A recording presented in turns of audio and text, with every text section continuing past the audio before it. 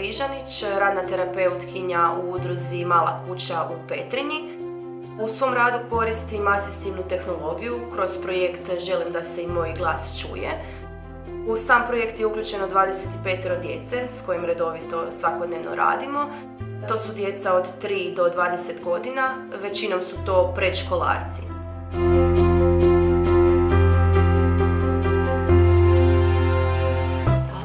Koja je to boja?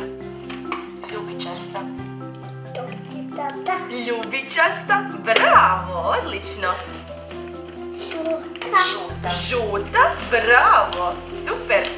Osnovni cilj korištenja asistivne tehnologije je bolje funkcioniranje u aktivnostima svakodnevnog života, što prvenstveno obuhvaća funkcionalnu komunikaciju, smanjenje frustracija i agresije kod djece, bolju pažnju, usmjerenost u aktivnostima, te na kraju krajeva lakše ostvarenje socijalizacije i integracije djece u društvo.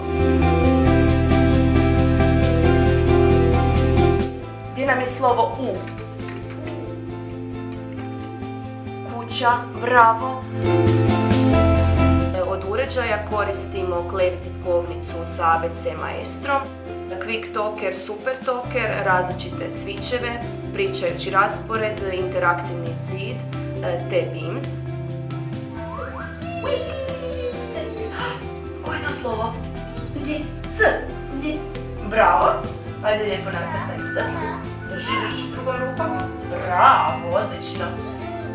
U samom projektu Želim da se i moj glas čuje vidljiv je veliki napredak kod djece u svim segmentima funkcioniranja u aktivnostima svakodnevnog života.